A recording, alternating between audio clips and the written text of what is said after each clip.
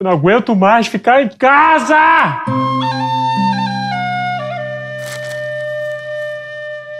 Alerta de pandemia. Para salvar o máximo possível de vidas, proteja-se e respeite o isolamento social. Bons tempos aqueles em que a gente podia sair para dar uma volta, pegar uma praia, sentir um pouco do sol ardendo na pele. Mas os tempos mudaram e o Brasil hoje enfrenta um dos maiores desafios da nossa história. E para superá-lo, a gente precisa de organização, adaptação e principalmente compreensão. Porque se a gente quiser responder a valiosa pergunta de até quando ficaremos isolados, primeiro é preciso compreender alguns pontos importantes e por isso eu preparei este vídeo para vocês. Eu sou o Estevão Slow, contribuindo para a educação e divulgação científica no Brasil. Se inscreva no canal e me sigam nas redes sociais para sempre receber atualizações e vambora porque o vídeo começa agora.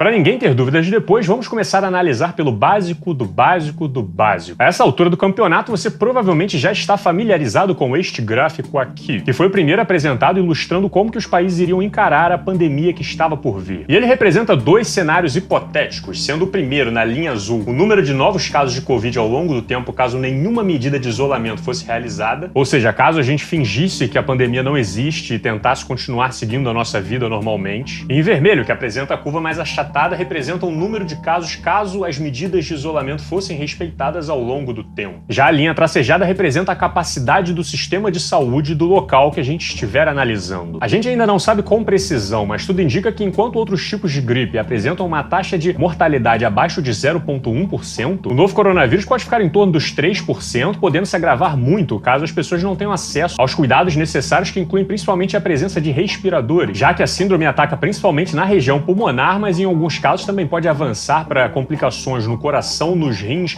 no sistema circulatório, imunológico, no fígado, e parece até terem detectado recentemente, de acordo com um estudo da Unicamp, o vírus se multiplicando em células neuronais. E quem vai fornecer esses cuidados e salvar a vida dessas pessoas é o sistema de saúde, caso ele ainda esteja funcionando corretamente dentro dos seus limites, representado pela linha tracejada. Então, como parte significativa da população vai acabar entrando em contato com o vírus cedo ou tarde, se a gente diluir a quantidade de novos casos ao longo do tempo, a gente aproveita a rotatividade do sistema de saúde, já que as pessoas vão melhorar e voltar para suas casas, e salva a vida de várias milhares de pessoas que morreriam de diferentes formas, simplesmente por estarem acima dessa linha e não terem acesso aos tratamentos. É daí que vem a ideia de achatar a curva, diluindo o número de novos casos no tempo, fazendo com que ela fique o máximo possível dentro do limite de suporte do sistema de saúde. Mas, Slow, por quanto tempo a gente vai ter que ficar achatando essa curva, cara? Desse jeito a sociedade não vai aguentar, não. Bom, se a gente quiser sair da quarentena de forma exemplar, salvando o máximo possível de vidas, a gente primeiro precisa investir em alguns pontos para otimizar esse quadro. O primeiro é ampliar a capacidade de suporte do sistema de saúde e jogar essa linha tracejada mais para cima. O Brasil, por exemplo, até uns meses atrás, contava com cerca de 31 leitos de UTI no SUS. Graças à ação de estados e da iniciativa privada que passaram a adaptar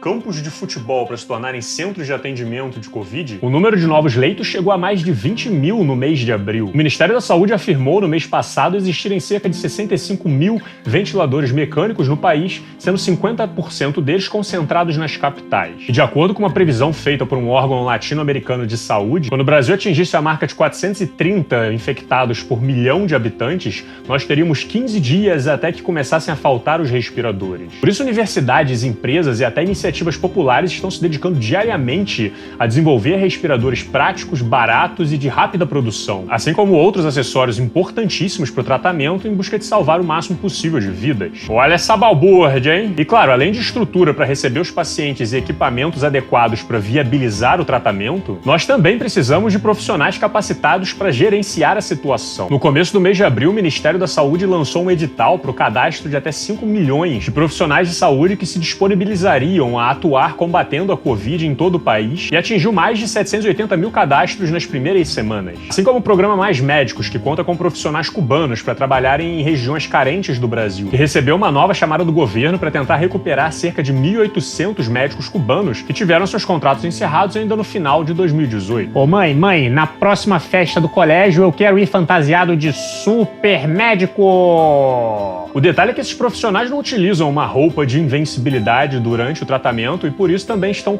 totalmente suscetíveis a serem infectados. Mesmo com a utilização de máscaras, luvas, com a esterilização do corpo e dos equipamentos constantemente, pelo fato de estarem sempre em contato com pessoas infectadas, correm o risco de contraírem a doença também. Em São Paulo, por exemplo, no começo do mês de abril, tiveram que afastar cerca de 3,8 mil profissionais de saúde por estarem com coronavírus e síndrome gripal. Na Paraíba, até o mês de abril, cerca de 20% dos casos confirmados de Covid foram nos profissionais de saúde. E semana passada saiu que o Brasil já perdeu mais profissionais de saúde para Covid do que a Itália e a Espanha juntas. E aí não vai adiantar ter leitos sobrando se nós não tivermos profissionais capacitados para tratar os pacientes neles. O que significa que elevar o limite da capacidade do sistema de saúde é um desafio e tanto. É preciso investir no aumento da infraestrutura, na disponibilidade de equipamentos, tanto para tratamento, tanto para segurança, assim como uma mão de obra qualificada que não se encontra em qualquer lugar e está constantemente se expondo a risco. Por isso, enquanto a sociedade se esforça para empurrar essa linha do sistema de saúde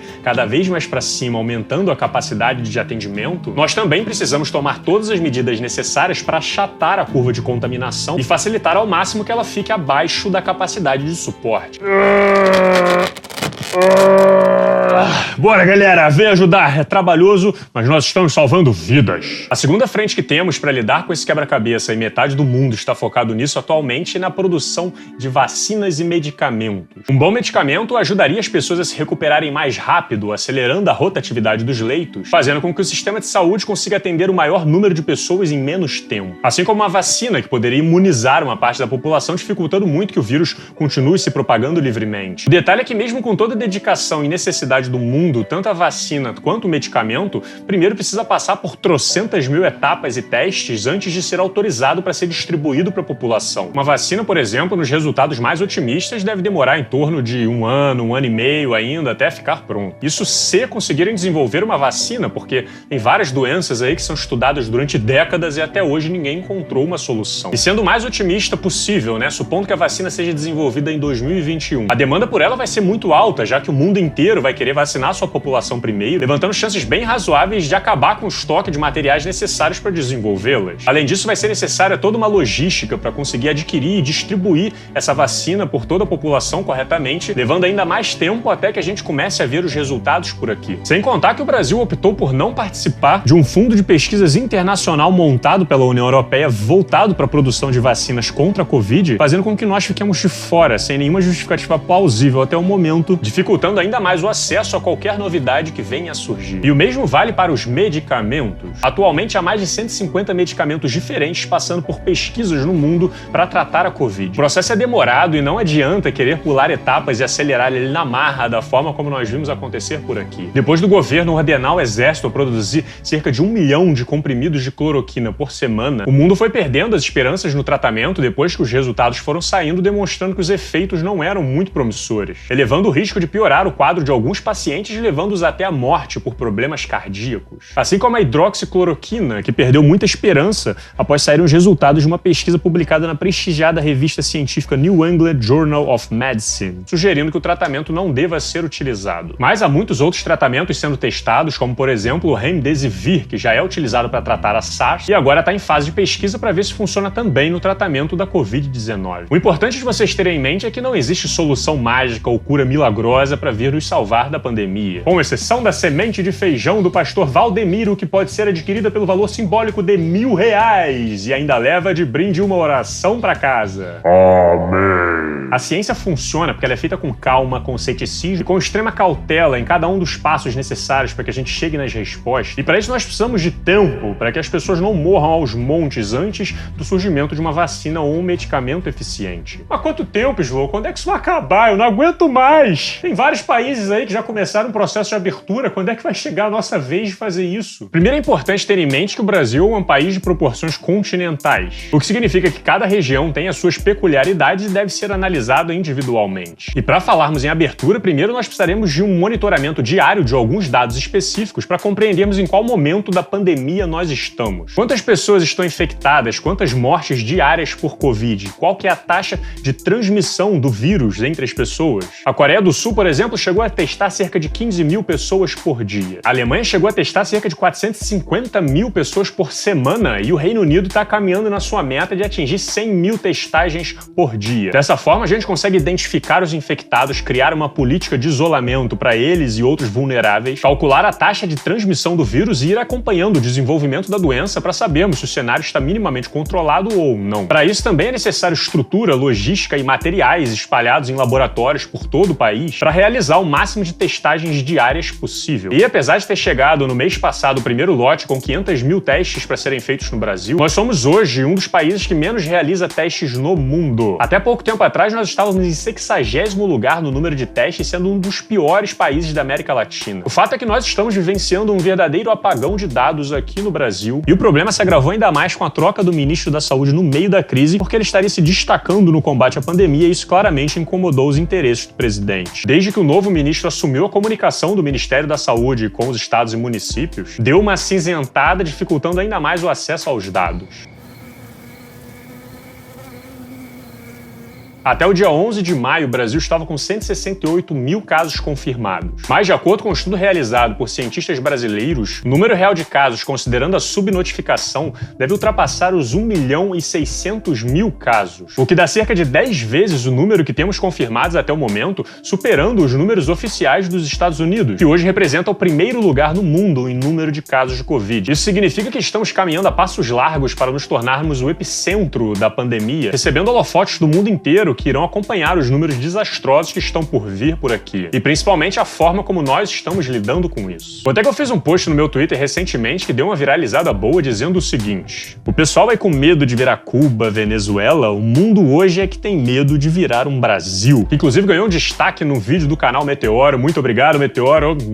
O fato é que a coisa tá ficando feia aqui no Brasil e o mundo inteiro está assistindo a forma como nós lidamos com esse episódio. Calma, filho, não se preocupa não, ó. Pensa pelo lado bom. Pelo menos a gente não tá no Brasil, né? O fato é que, mesmo com todas as dificuldades, o Brasil foi um dos últimos países a começar o processo da pandemia. O que significa que nós tivemos a sorte de termos mais tempo para nos prepararmos para o que estava por vir. Apesar desse atual cenário, até que o Brasil começou razoavelmente bem. Vários governadores estimularam a quarentena, o Ministério da Saúde estava colaborando para que a gente tivesse um mínimo de controle da situação. E o resultado desse esforço coletivo é que, mesmo com os poucos dados que tínhamos, a previsão de que estávamos conseguindo achatar inicialmente a curva, mostrando um cenário otimista para o Brasil, com um número razoavelmente baixo de mortes diárias para a gente lidar. Nesse ritmo ficaria mais fácil acelerar as testagens, ampliar o suporte do sistema de saúde, monitorar a transmissão da doença e, quem sabe, começar a pensar e planejar uma abertura responsável. O problema é que a economia brasileira já estava ali capengando para se recuperar e um cenário de pandemia obrigando quarentena era a última coisa que nós precisávamos nesse momento. As bolsas despencaram no mundo inteiro e praticamente todos os países afetados anunciaram uma queda considerável na sua previsão de crescimento. E galera, um detalhe importante que fique claro é que não existe a opção salvar a economia. O agravamento da crise é uma consequência da pandemia e ela vai acontecer com ou sem isolamento. Só que sem isolamento, além da crise se aprofundar, a gente ainda vai ter que lidar com a dor da perda de centenas de milhares, se não milhões de vidas. Análises feitas por diferentes pesquisadores demonstraram que deixar o vírus circular livremente e sair matando as pessoas gera uma ferida na sociedade, trazendo problemas econômicos que demorariam um tempo para serem superados, enquanto os locais que adotaram corretamente o isolamento conseguem recuperar sua economia mais rapidamente. A Suécia, por exemplo, optou por não decretar o isolamento em comparação com seus países vizinhos que se isolaram. E como vocês podem ver, o cenário lá não está favorável. O número de casos está muito superior e muitas vidas poderiam ter sido salvas com uma quarentena responsável. E esses dias o ministro da Economia de lá divulgou que o impacto econômico na Suécia vai ser o pior desde a Segunda Guerra Mundial por consequência do coronavírus no país. O povo é mais educado, vem tomando as precauções, além das diferenças na densidade demográfica e da desigualdade do país. E mesmo assim eles estão sofrendo o impacto da pandemia, principalmente por não terem agido corretamente desde o início. Isso significa que contrariar as medidas de isolamento, além de aumentar consideravelmente o número de vidas perdidas, também é responsável por intensificar a crise econômica gerada pela pandemia,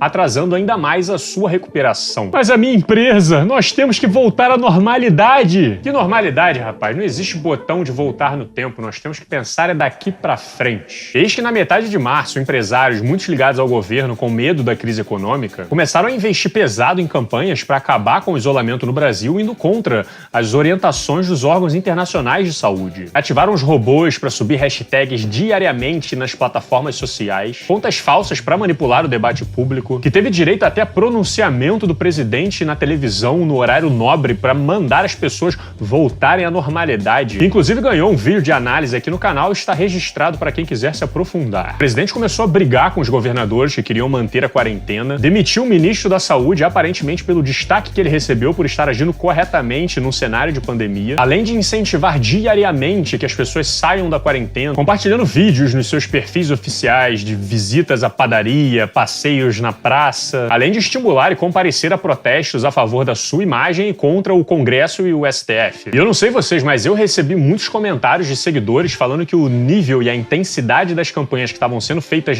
nas redes para voltar à normalidade lembrava até o nível da época das eleições. E desde então, uma situação que deveria gerar uma comoção em conjunto, unir o povo brasileiro contra um inimigo em comum, e norteada por estudos sérios e opinião de especialistas, passou a ser mais uma briga política com polarização, ataque de reputações e manipulação de dados. E soma-se isso a pessoas que começaram a burlar a quarentena antes da hora, por achar que estava tudo bem, que dar uma escapadinha de vez em quando não faria mal. Na época rolou este gráfico ilustrativo aqui, para alertar as pessoas o que aconteceria caso elas começassem a afrouxar o isolamento naquele período. A curva começaria a achatar, menos pessoas estariam morrendo, fazendo muita gente achar que o problema não é tão sério quanto dizem, e aí a curva começaria a subir novamente. Agora olha só o que está acontecendo com a situação do Brasil. Esse gráfico aqui foi utilizado em uma live recente do Átila e daqui a pouco eu falo melhor sobre isso com vocês. Respeitando o isolamento, nós estávamos caminhando para um cenário otimista, com uma tendência de achatamento da curva. Mas ali, em torno dos 30 dias após a gente começar a ter 5 mortes por dia por Covid, a curva deu uma quebrada para cima, demonstrando uma clara mudança de tendência que agora parece disparar para mais de 1000 mortes diárias. E sabe-se lá até onde essa curva vai subir. E é interessante destacar que foi em torno do dia 20 de março que o Brasil atingiu a marca de 5 mortes por dia de Covid, que seria equivalente ao ponto zero do gráfico. O que significa que cerca de 30 dias depois de iniciarem a campanha para acabar o isolamento, nós começamos a identificar uma mudança na tendência do quadro brasileiro, perdendo o controle na direção de cada vez mais mortes. Mês passado foi divulgado um estudo em andamento assinado pela FGV e pela Universidade de Cambridge, em que usaram até dados da localização dos celulares para rastrear a movimentação das pessoas e correlacionaram a campanha feita pelo governo com a queda no isolamento social, principalmente em cidades onde há um forte eleitorado bolsonarista. Esse gráfico relaciona os índices de isolamento em cidades com maior eleitorado bolsonarista, sendo as bolinhas acima do eixo X representando o respeito ao isolamento ao longo dos dias. Dá pra ver que antes da campanha o pessoal já não respeitava muito, mas depois dela o desrespeito ao isolamento aumentou significativamente. Em Santa Catarina, por exemplo, um estado que votou em massa no Bolsonaro, optou por afrouxar o isolamento com a abertura de uma parte específica do comércio, incluindo passeios no shopping. Pouco tempo depois foi publicado um estudo por 4 universidades demonstrando que o número de casos mais do que triplicou e a situação agora pode estar fora do controle. Essa curva que vocês estão vendo representa o que não pode acontecer e muito provavelmente o que vai acontecer nos locais que decidirem deixar o público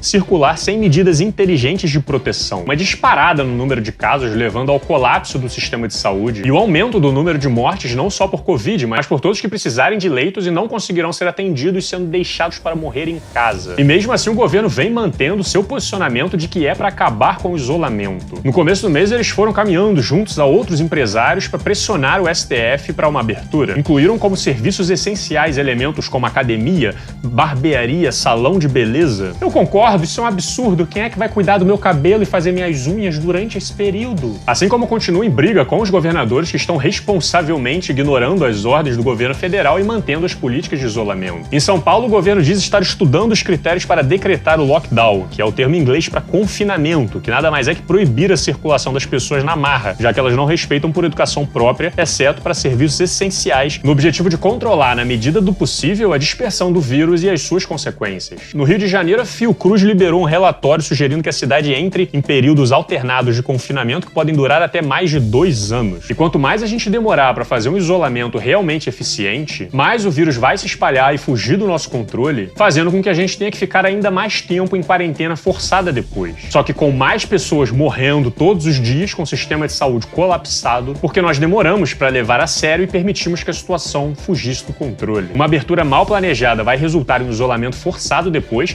e temos aí a experiência de outros países do mundo para confirmar isso. Por isso, novamente, os países que estão afrouxando a quarentena só estão fazendo isso porque já estão levantando dados o suficiente para compreender em qual momento da pandemia eles estão, e já adaptando a sociedade para viver nesse novo modelo. E não necessariamente conseguem bons resultados, sendo eventualmente obrigados a fechar novamente para recuperar o controle. Não existe mais voltar à normalidade, o que existe agora é reconhecer a gravidade do problema e fazer o possível para adaptar a sociedade a uma realidade onde há um vírus extremamente preocupante circulando. E quanto mais a gente demorar para fazer isso, mais tempo nós demoraremos para nos adaptarmos à situação. Para enfrentarmos esse desafio, que já é um dos maiores da nossa história, o país precisa ter organização, coerência, liderança e união. As decisões precisam estar fundamentadas em dados, em estudos. O Estado precisa participar dessa adaptação, mostrando o caminho e dando todo o suporte necessário para a população, principalmente a mais vulnerável, que ainda é obrigada a sair de casa para sobreviver. Aparentemente, as pessoas estão tendo dificuldade de acessar o auxílio emergencial de R$600 por falhas de comunicação, problemas no aplicativo, pagamentos atrasados, que o presidente respondeu dizendo que a culpa é da população que não está fazendo o processo direito, né? Sem contar que ele foi desenhado inicialmente para durar 3 meses, o que foge da realidade da pandemia, já que ela vai se prolongar por muito mais tempo que isso, e por isso já há projetos em andamento para estender a duração do auxílio. E principalmente, a população precisa estar sempre muito bem informada e corretamente orientada, para que a gente consiga achatar ao máximo a curva de contágio, ampliar o sistema de saúde, levantar dados confiáveis sobre a situação, fornecer suporte para a população mais vulnerável enquanto aguardamos o desenvolvimento de vacinas ou outras tecnologias que possam trazer um pouco de luz para esse momento em que vivemos. E para vocês se manterem sempre bem informados sobre o assunto, com fontes de confiança,